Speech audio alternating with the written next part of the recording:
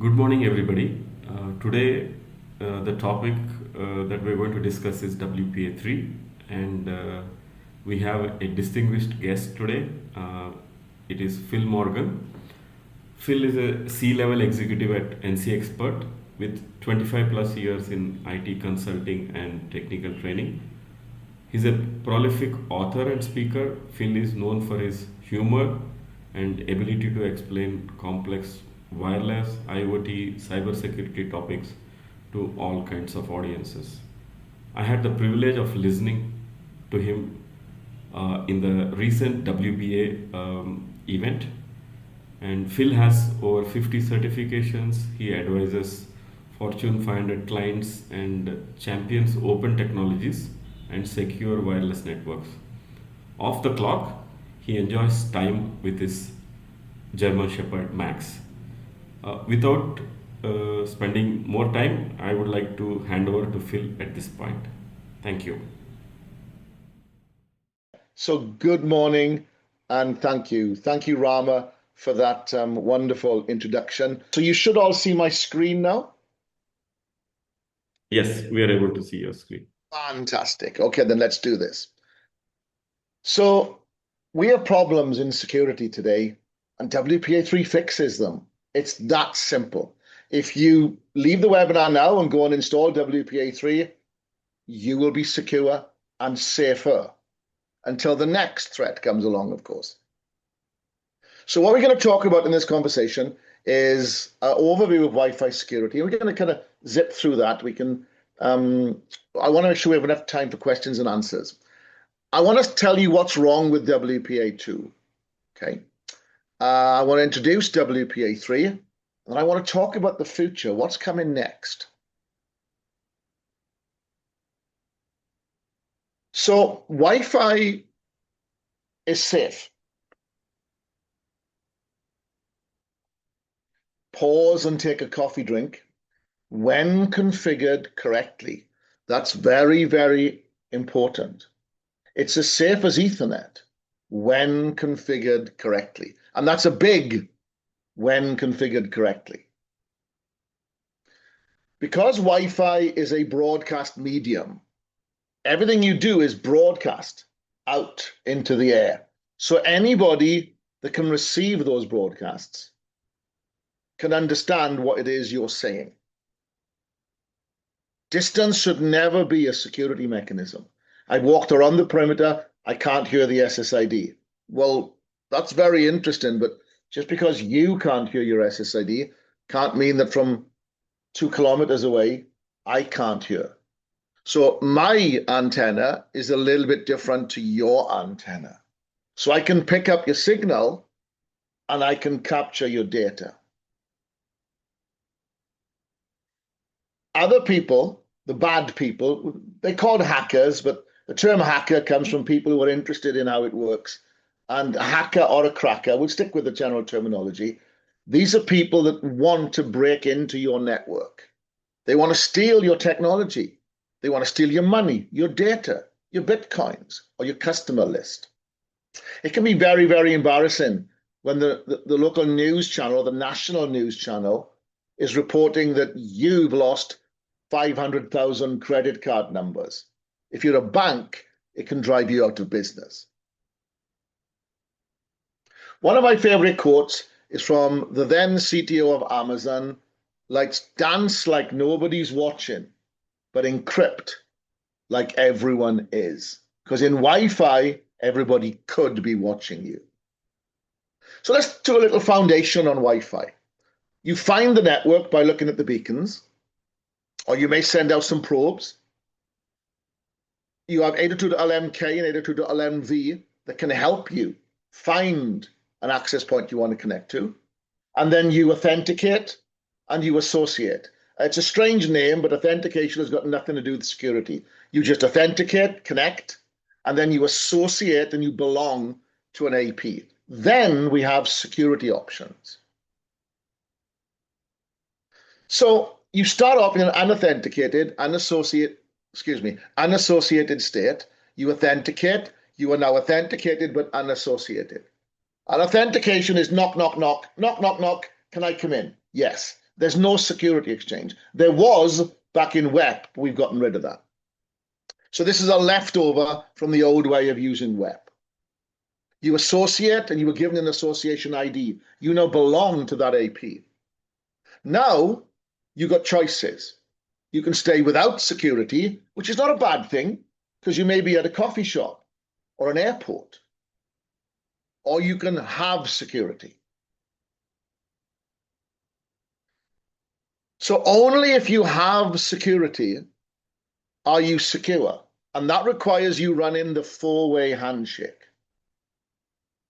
Without security, you probably don't want to leave it completely open.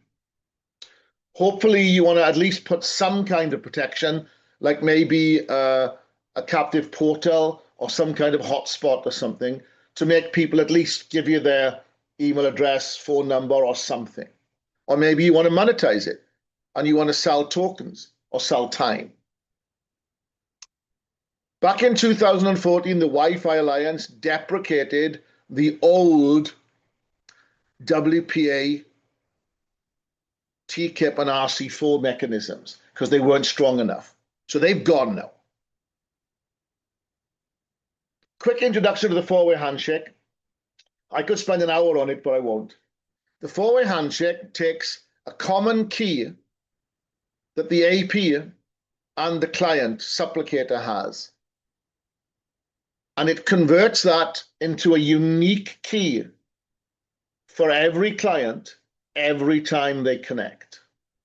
It does this by sharing MAC addresses and random numbers, and then it protects 2, 3, and 4 are protected by one of the keys that is created. And a lot of people don't think about this. How can I send broadcast and multicast traffic if I have my own unique key? So there is a broadcast multicast key that needs to be shared, and that is shared in exchange number 3, encrypted. At the end of the four-way handshake, you and the AP should have the same pairwise transient key that's split up into multiple pieces. The most important one is the temporal key that is used to exchange and encrypt data going between the client and the AP. So a quick overview of the four-way handshake. It's very important, and this hasn't changed for the longest time. Today, we still use the four-way handshake, even with WPA3. So an open system will authenticate. You will first authenticate, then you will associate, then data will flow. Nice and simple. The easiest and simplest and most insecure method to use Wi-Fi. The problem with this is if someone were to do something illegal, like, for example, attack the Pentagon or something, which is a very foolish thing to do, when they debug and look at what happened, it is your IP address that will come up in the logs. So I've sat a distance away, done something illegal. It is you who could be held responsible for that. Okay? So having a totally open network is not a good idea. At least put something on there, some kind of captive portal or some kind of acceptable use policy where you must agree to at least something. There are two ways to do security with Wi-Fi: personal and enterprise. And this really is like its name sounds. Enterprise is for corporations and businesses. Personal is for you at home. Unfortunately, personal tends to also get used in corporations and businesses, and that's where the fun starts. So personal is where you have a passphrase, let me in, 1, 2, 3, 4, 5, 6, 7, 8, 9, 10, 11 or something like that. That passphrase is mixed with the SSID to create a pre-shared key. Because we are mixing it with the SSID, if you're using the same password as somebody else with a different Wi-Fi name, it's not going to end up with the same pre-shared key. So your client and your Wi-Fi infrastructure need to know this passphrase. So you authenticate, you associate, and now the pre-shared key is converted into the pairwise master key. So you and the AP have the same pairwise master key. You do the four-way handshake, and you and the AP now have a guaranteed unique per user, per device, per session key that's valid and known only by you. And the problem is that if I can break your pre-shared key, I can perform the same calculation, and I can calculate your pairwise transient key, and I can now decrypt your data. Oops. Going back to the four-way handshake, it's important to understand, if you use WPA2 personal pre-shared key, everyone, every time they connect, has the same PSK, therefore they have the same PMK. If I break your passphrase, I own your network. If I capture data today and I break your password in a month's time, I can decrypt the data that I captured previously. Short passphrases are very simple to crack, believe it or not. Very important to understand, if I know your pre-shared key, because I'm on the same network as you, I can also decrypt your data, which may not be something that you want. Quick comment for you. Do you know who knows your home Wi-Fi password? I bet all your friends know it who have visited, family members who have visited. I bet your nieces and nephews and your kids and their friends know it as well. When your son brings a friend round to play with the Xbox or something, they may connect to your Wi-Fi network. Now at home, I have serious security. I actually use .1x at home and WPA3, of course. The family network does have WPA3 personal, but I'm not on that network.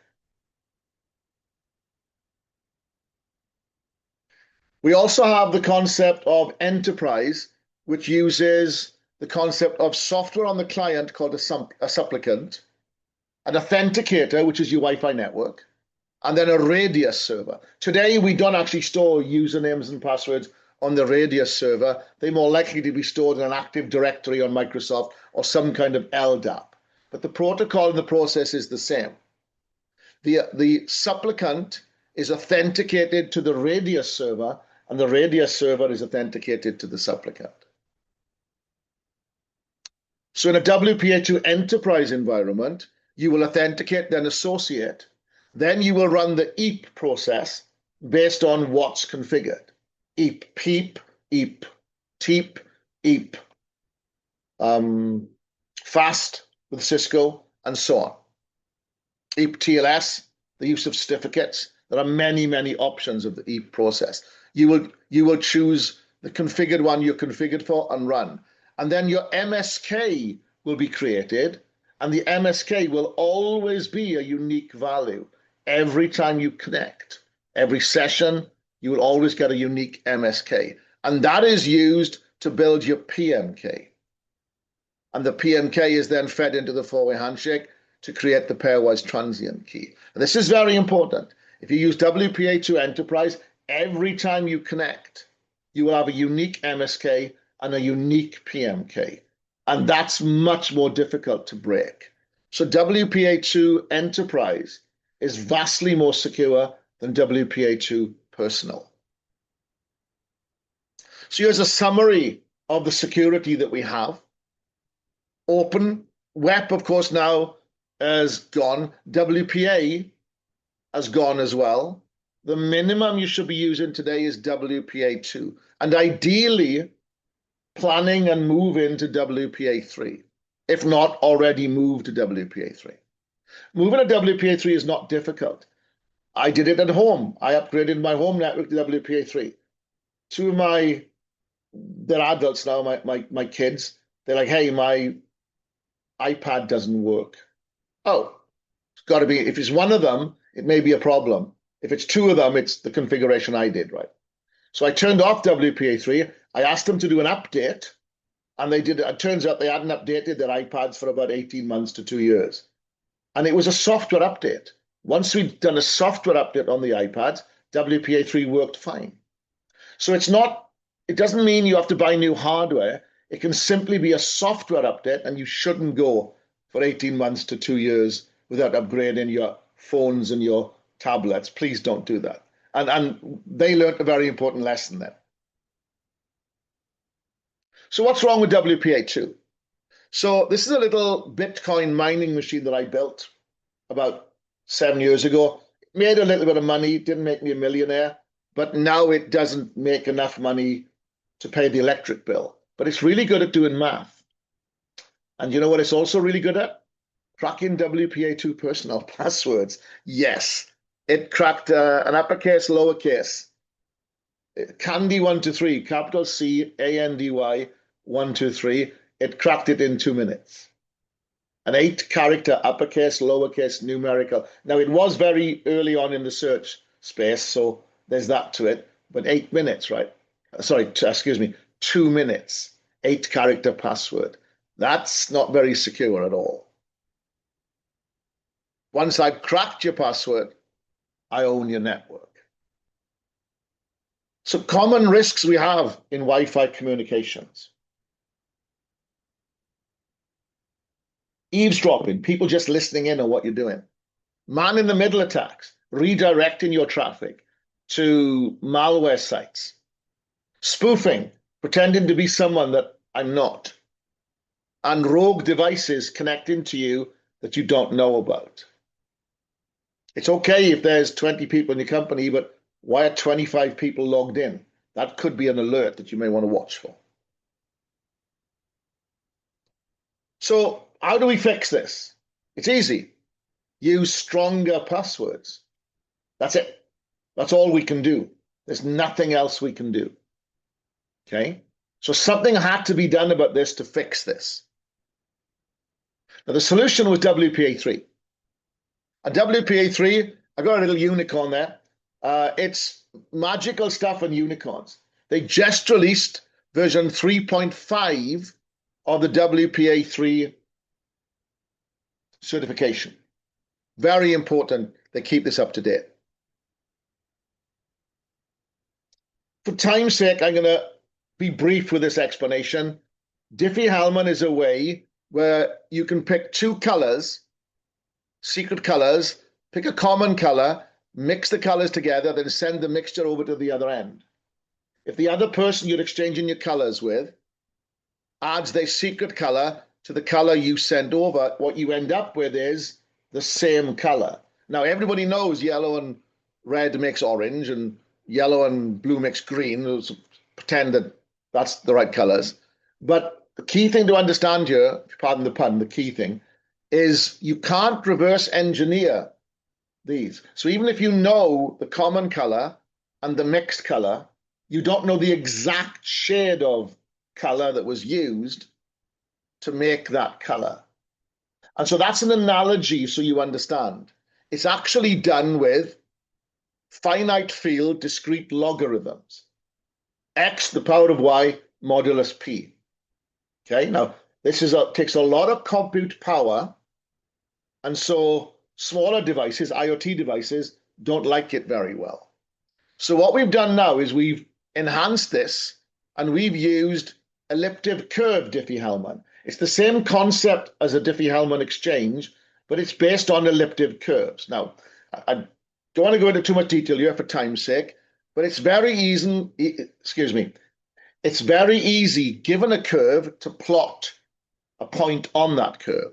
But given a point, it's not easy to see how you came to that point from the curve, because you don't know how many tangents you took, you don't know how many times you jumped around. So elliptic curve Diffie-Hellman, very easy to do the math, very, very hard to reverse engineer the math. So it's very secure, but it's based on math, remember. This will come back later. Diffie-Hellman, logarithm math. Elliptic curve Diffie-Hellman, based on elliptic curves. Very easy to do, much stronger than logarithm Diffie-Hellman, which means IoT devices can do it. That's a very interesting point. WPA3 is the next generation Wi-Fi security. It's been out for quite a while now. It simplifies and enhances Wi-Fi security, robust authentication, increased cryptographic strength that disallows legacy protocols like TKIP. It requires the use of protected management frames. It's resistant to offline dictionary attacks, stronger protection against password guessing attempts, protections for users that are using stupid, weak passwords. I'm just playing along. Even if your users use a stupidly simple password, WPA3 will enhance that and make it secure. So you still can't decrypt their data. Okay. If you use a very short, easy to guess password, it doesn't stop people connecting to your network, but it stops those people decrypting your data. Perfect forward secrecy. Even if I know your passphrase, if I find out in a year's time, I can't come back and decrypt the data that I captured today. And this change is invisible to users. They just simply connect to the Wi-Fi network if they support it. Clients have to support WPA3 though. And as I mentioned to you with the iPads, it was a software update. I'm going to speed up because we got a lot to talk about. PSK will provide authentication. SAE replaces PSK. SAE negotiates the PMK, then runs the four-way handshake. The SAE exchange is resilient to passive and active attacks, resilient to offline dictionary attacks. Authentication exchange is also limited, so you only have so many times you can try and guess the password. So forward secrecy is provided because the SAE handshakes that the PMK cannot be recovered easily, even if the passphrase becomes known. So what happens is you have a slightly extended authentication process where you commit, then confirm, and that is used to create the PMK. You can use the passphrase as a seed value to start this to confirm authentication. Then you associate as normal, then you run the four-way handshake, and the PMK is guaranteed to be unique for every station every time they connect. Now, Rama, do we have a packet capture demonstration? Yes, Phil. So we have done this capture with our equipment, which is called YCheck, and we have a multi-band sniffer in the equipment. So I have used it to capture these packets. Simple. I just did a capture and filtered it with the client ID that I'm aware of. If you can see that SAE, which is what is equivalent to WPA2 PSK in WPA3. And as Phil showed in his message sequence, so we have a longer authentication. As you can see, traditionally we have an authentication and an authentication response. And here we do have four messages with authentication as a type. So the first two are commit, and the second two are what is called the confirm. And you can see that so you have a scalar and a finite field element. So scalar corresponds to the scalar part of the equation, which is not really discussed. And finite field element is derived from what is called the password element with some mathematics involved in it.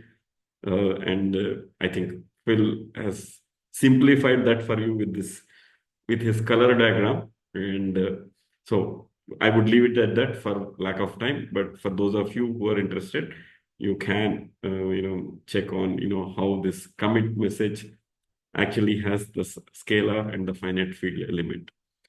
So you have the commit from the other side, which is the AP. Then we have the confirm from the client. So this is the confirm parameter that also has, I would say, some complex math associated with it, and you generate the confirm.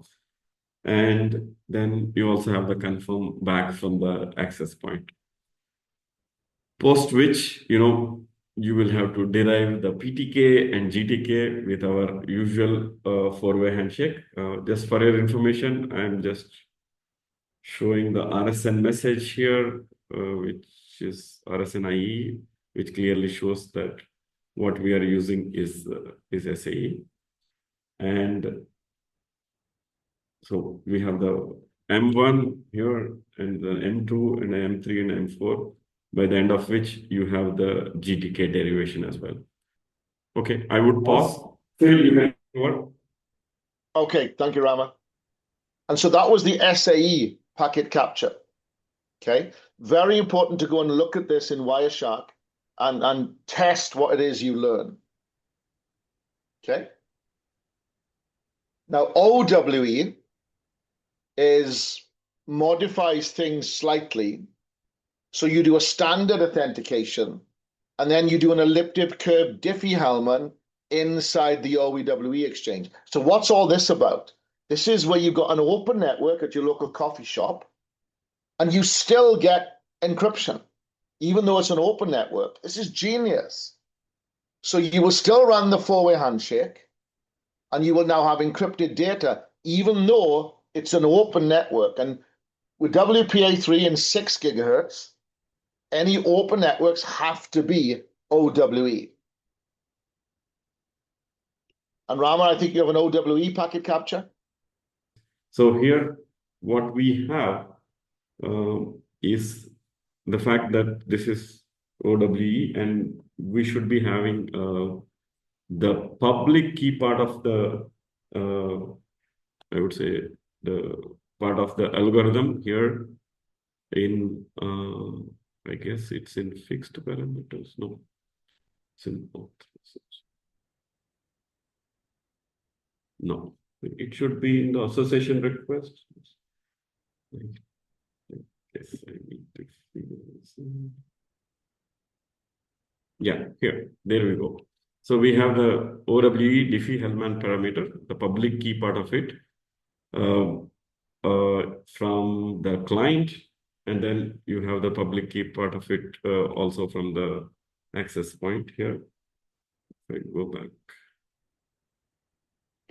here, yes. Okay, so post which with the magic of Diffie-Hellman maths, we should be able to generate a PMK on both sides, followed by PTK, like by the end of M2, and then GTK at the end of M4. I mean, what I would like to stress here is that there was never a four-way handshake in the open, in the WPA2 world, and now in the open, which is OWE, opportunistic wireless encryption. That's how it is called. We have, the proper generation of PTK, GTK, and encryption, even though, it's quote unquote open. Over to you, Phil. Thank you, sir.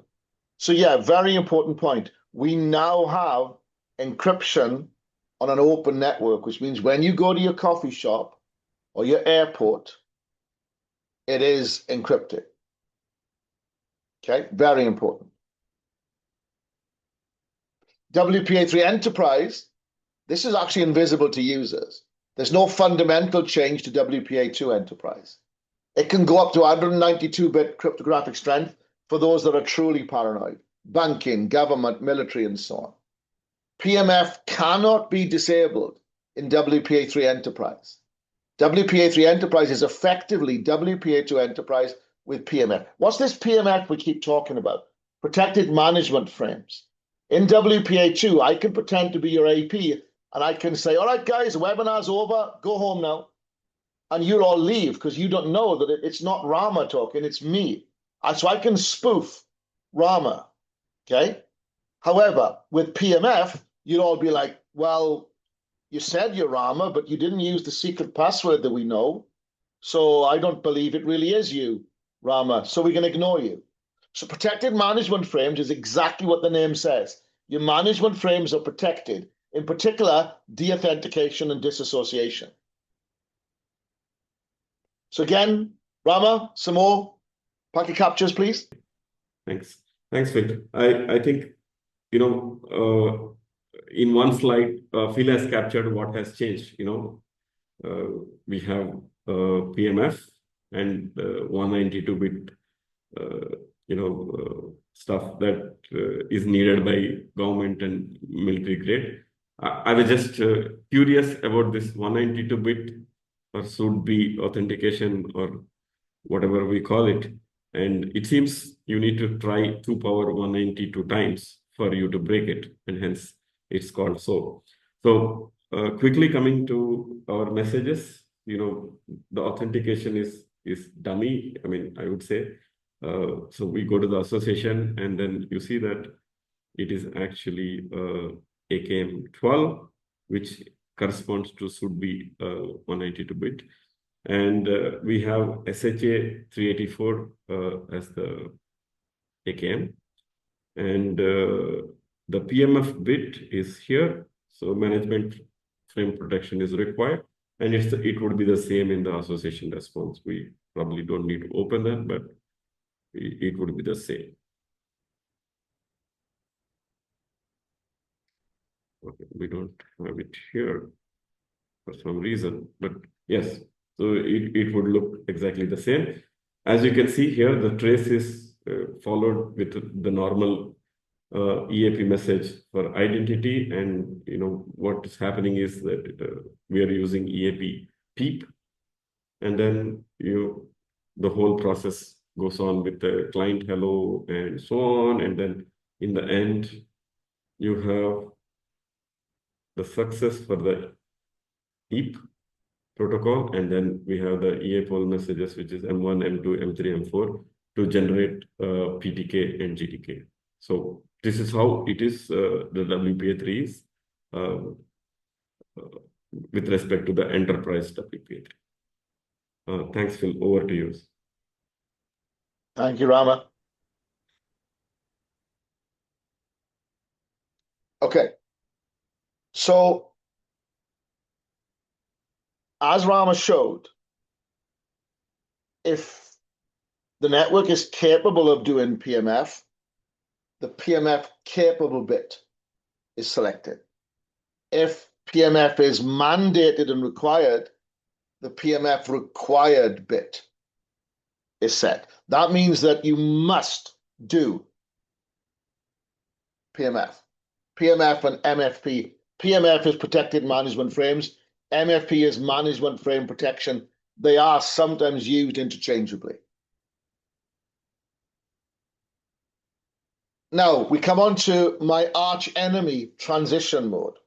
Transition mode is designed for those networks where you want to use WPA3, but you still have clients that can't support it.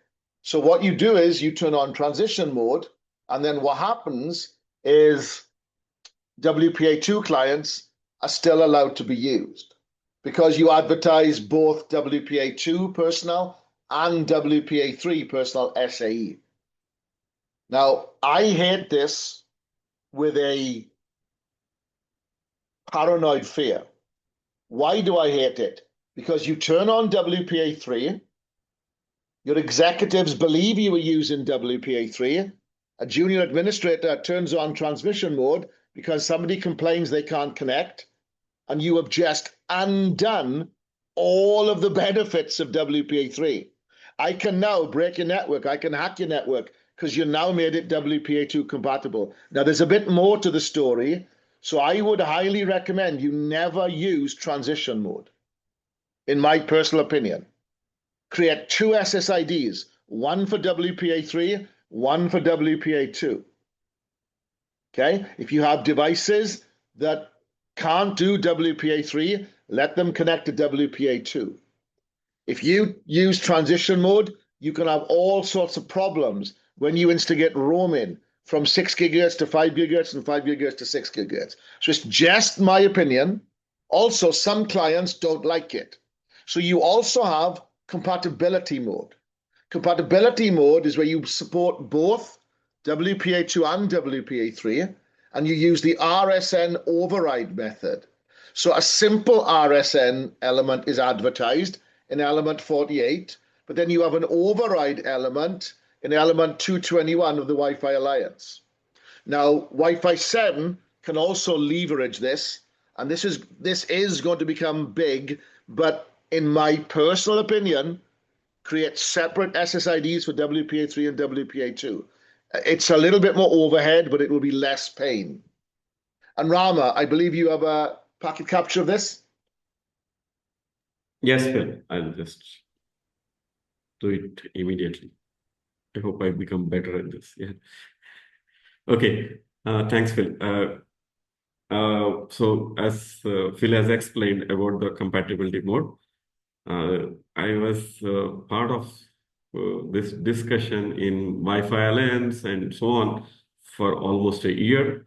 And, even though I kind of agree with Phil's opinion that, you better have a separate SSID for WPA3 and as best as possible avoid the transition mode.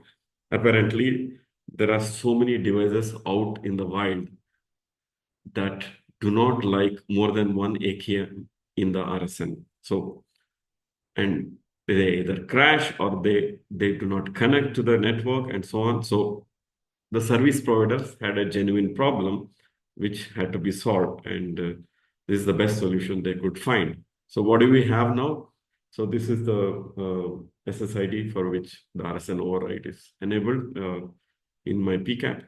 So we have the RSN with a simple, WPA2 PSK type AKN and nothing else. So all the old devices are very happy.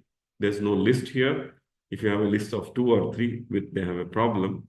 So what did we do now? We asked the new devices to start reading a new element, which is called the RSN override element, which would have the whole list of things. So you will have a WPA2 PSK, and we also have an SAE. Okay, and you can have many more if you wish. So the problem is solved by splitting, the world into the WPA2 devices that can read only one AKM or so, and the rest of the client devices. And then the rest of the client devices, software is upgraded to read the, RSN override IE. Just for your information, you would need the newer Wireshark version. I don't know, I'm using 4.7. Otherwise, you will not be able to decode this Wi-Fi Alliance RSN element override, IE as such. So please be aware. I think with this, I would like to hand over to Phil. Phil, take over. Thanks. Thank you, Rama. That's actually a very good point. If you can't see some of these things, if you don't have the right version of software. And so I always recommend that we keep up to date with software. And maybe you don't install it the morning it comes out, but at least the next day, right? Let some other people test it beforehand, because there's been some problems recently where patches cause problems. But yes, upgrade to software because it may not be able to translate what's going on. And going back to what I said, don't run transition mode unless you need to. Did you hear what I said? I don't think you should do it, but you may have a situation where you have to do it, where you're a coffee shop or you need to run transition mode, but you have the problem where some clients won't work. Then you have the option of compatibility mode. The one benefit we have in Wi-Fi today is we have backwards compatibility with older versions of revisions of Wi-Fi. That's great. The one major limitation we have in Wi-Fi today is we must have backwards compatibility with the older versions. It's a blessing and a curse. Okay? So if you can do without it, I think that's great. If you have to use some kind of transition mode, then try and look at compatibility mode instead. I'll agree with you 100%, Rama. If you can do without it, don't have any pain. But there are always instances where, no, we can't do that. We have to run transition mode or compatibility mode. So in my world, I like to keep it simple. So what the challenge for you guys and gals now, if you come across a situation where it's needed, you got to send me a message on Rama and say, hey, Phil, we couldn't use two SSIDs in this situation. There you go. You can use this as an example. You have to use transition or compatibility mode. I had a conversation. I was in a conversation in a group that I was in, and Stephen Orr, who is a great guy on security, put it like this, and I'm not going to steal it. I'm going to give him the credit for it. What about transition mode in enterprise? So an SSID configured on an AP for WPA2 enterprise with PMF set to capable is technically WPA3 enterprise transition mode. If the station does not negotiate PMF, it's a WPA2 connection. If the station negotiates PMF, it is a WPA3 connection. A WPA3 enterprise only SSID is one with 802.1x or FT and PMF set to required. Okay, so the old concept of transition mode in enterprise isn't such a scary thing.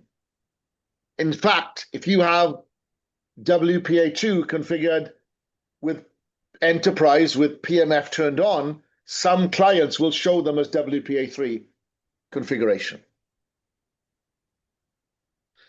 Finish off with the future.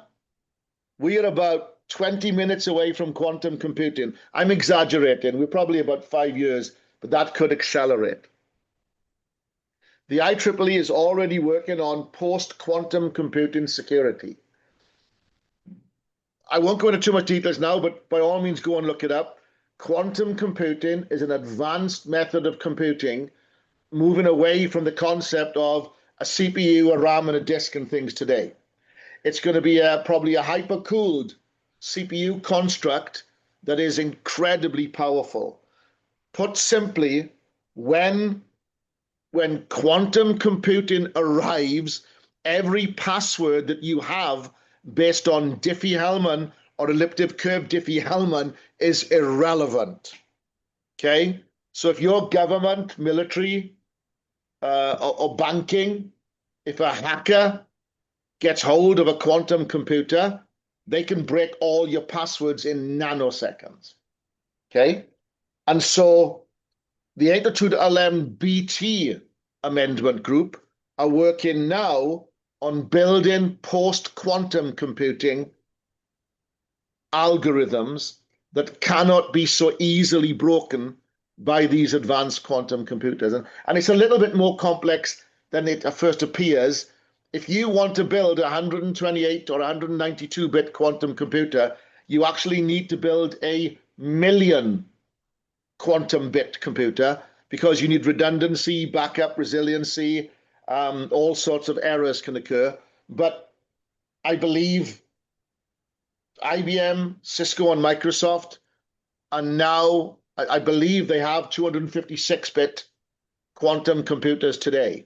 Well, it's only a matter of time before that becomes a 512, a 1024, 64K, and so on. And before you know it, all the passwords that we take for granted on our cryptocurrency and our banks are wiped out overnight. And so that was something to be concerned about, but understand the standards committees are working on new quantum compute resistant algorithms. So expect to see more of those. And I don't know, I don't mean to speak out of turn, but I may be guessing WPA4, perhaps, because it can't be WPA3, can it? So maybe WPA4 within the next 10 years will be quantum resistant. Again, I don't know. If I knew, I wouldn't be allowed to say. I don't know, so I can make stuff up, right? That's what I would keep a lookout for in the future. All right. WPA3 is available now. You should use it. We are not paranoid enough. Be more paranoid. Beware of transition mode. It may not be the friend you think it is. Okay? WPA3 is important. Treat it properly, and it will keep you safe. For now, until the next weakness or quantum computing comes about. I think that's us done. Rama, were there any questions you wanted to address? If there are any questions, you can just put it in the Q&A section. We can answer. Phil, I think I don't see too many questions. I have a question from somebody on how to configure WPA3 with UCI commands. I guess this is about how you want to configure the access point. I think you should talk to your AP vendor on how to do this. That's the correct answer, but I don't think it's an UCI command. I think you would have to change your initial configuration file with list of override, what I would say, override AKMs. I think, yeah. And they've probably got a document, Rama, right? Yes. They probably have a document on their website. Yeah. So I don't see any more answers, but we can just give a couple of minutes for anybody to ask any question. Of course.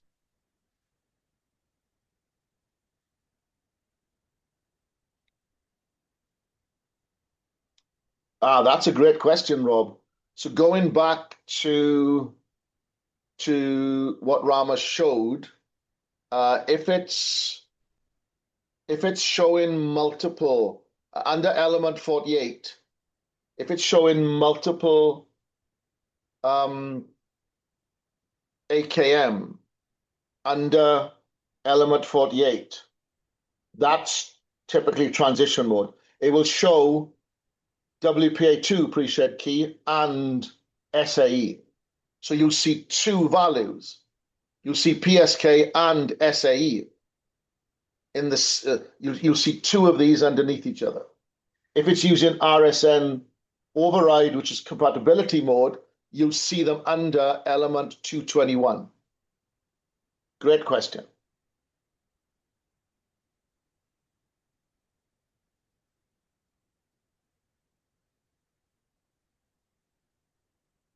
Any other questions, folks?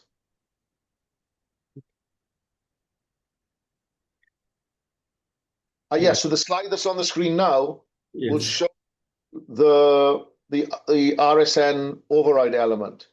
I think if we go back to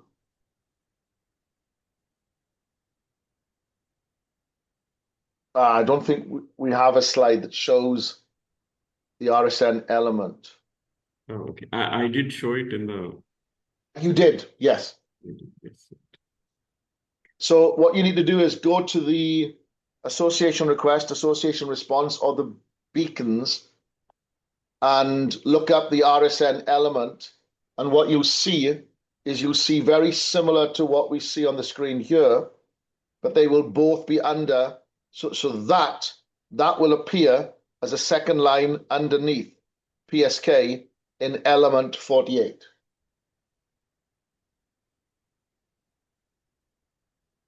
Did you want to show that, Rama? Yeah, so I hope you are able to see my screen. So you have this Alethea PTAP, and if you see the element 48, so we just have the PSK. Okay, and nothing else, because this so-called old devices cannot read anything more. And if you go down to this one.